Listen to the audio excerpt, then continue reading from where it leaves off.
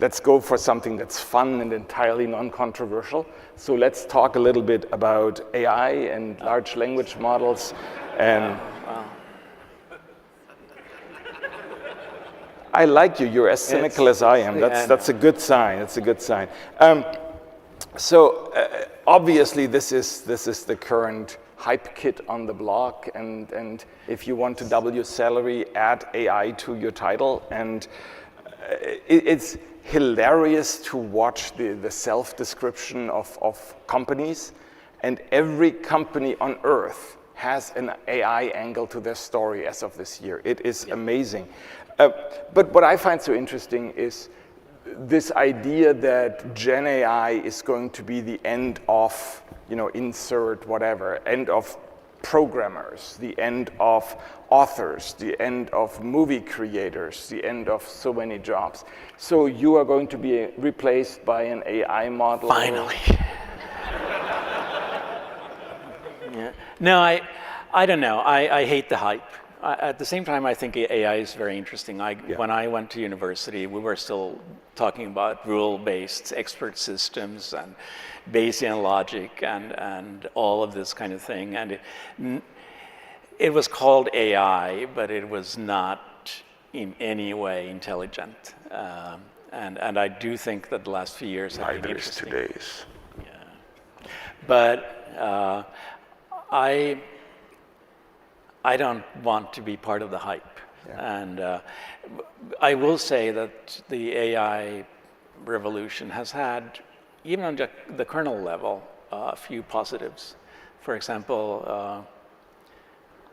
a company like NVIDIA, who is not exactly famous for being great at interacting with the kernel community, has actually been much more active and been involved in the Linux memory management code, because suddenly they start caring about Linux when they are selling a lot of AI hardware. Mm-hmm. I mean, it used to be crypto, and it's still obviously GPUs, and it's being used in big servers and running Linux. So it has actually had a positive impact, but my personal opinion is let's wait 10 years and see where it actually goes before we make all these crazy announcements of your job will be gone in 5 years.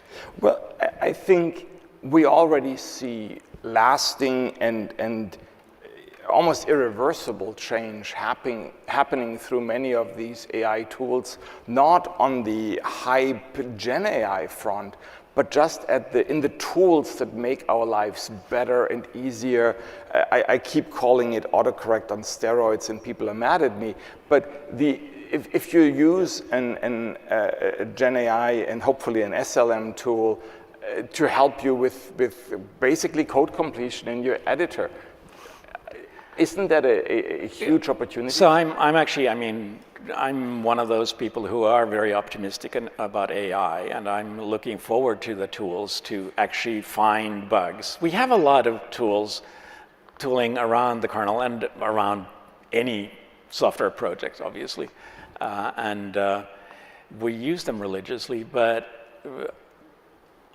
making the tools smarter is not a bad thing. And I, to some degree, compare it to writing things in assembly, which literally I started doing with the initial kernel was, I think, about 50% assembly language, and using a compiler. And using smarter tools is just the next inevitable step. So that's going to happen, but I don't think it's necessarily the gloom and doom that some people say it is, and I definitely don't think it's the promised world that the people who are having their hand out for cash say it is. So you need to be a bit cynical about this whole hype cycle in the tech industry. I hope you all realize that.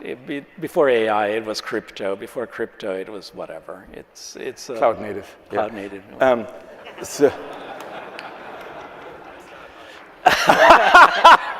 There's a loud voice in the front, that's not hype. Okay.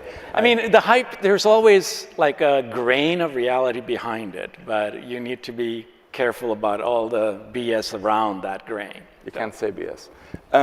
So the beautiful science is what he meant. Yes. I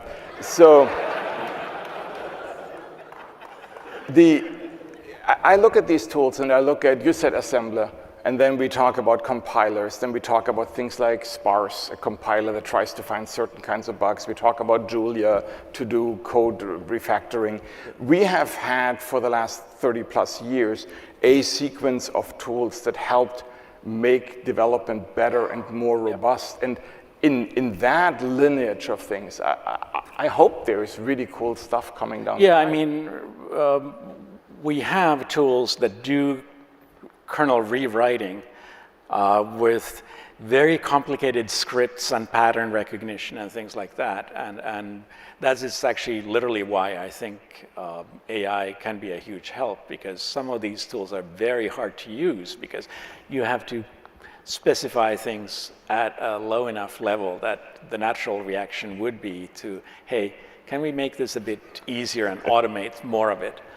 So yes, One of the interesting angles that this whole large language model and the training data brings up is the role that data plays in our modern world, where we all talk about open source, about the source code, the algorithms being available, but open data really is kind of almost the more interesting question. No, it's not. Well, I mean, it's not to me, and actually, I'd like to clarify that, I mean, the LF obviously has open data projects, and to other people it's more interesting. And that is, I think, for me, the point of open source is that different people are interested in different things. And I was always interested in the low-level nitty-gritty of how the CPU actually works, which is why I'm working on the kernel still. But yes, you're right that in many situations, what is important is the data that you then use to generate find patterns and generate new interesting information with. But to me, that's not what I tend to do. And yeah, there is that saying, beautiful science in, beautiful science out. Mm-hmm. Please translate. You talk about the things that you love doing, and I want to point out it's been more than a decade since you started a project, and the world is kind of getting a little antsy. So where is the next Linus Torvalds project? Oh, no. I hope it never happens. And I say that because every single project I've started has always started from me being frustrated with other people being incompetent. Or money grubbing, right? So the reason I started doing Linux was that I couldn't afford the real thing, right? And I said, how hard can it be? And it turns out it can be pretty hard, because here I am 33 years later and still working on it. But I made the same mistake then, it's 20 years ago, when I said, hey, I really don't think source control management is very interesting. And all these people before me, they clearly gotten it completely wrong. So I need to do my own. How hard can it be? And I'm actually hoping to never be in that situation again, that there will be somebody else who comes and solves my problems. And I have to say, I don't have any huge problems. Linux, for me, solved all the problems I had way back in 92, maybe 93. If it wasn't for the fact that others came around and said, hey, I need this, I would not have continued. So while my projects start with something that I need, the things that actually keep them going is then the fact that, hey, this is actually useful to other people, because if it's only something for me, it's not really interesting in the long run.